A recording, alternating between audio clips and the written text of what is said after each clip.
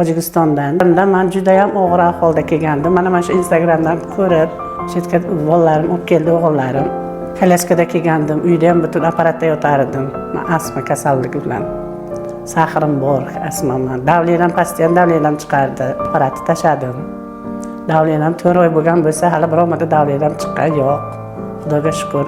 Menga G'olibjon vrachimiz, o'g'lim tak bo'lib qoldilar endi. U kishi juda ham yaxshi muomalalarga gap yo'q. Mana shunday qilib davolab, men juda yaxshi qilib chiqarishdi. Men ko'chalarga chiqa olmasdim, yura olmasdim, mashinaga hatto mina olmasdim. Shunchalik nafasim olib qolardi.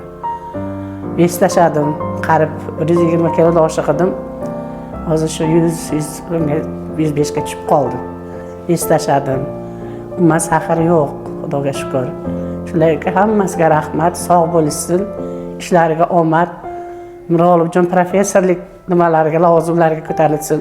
Ularning birinchi o'rinda ota-onasiga rahmat.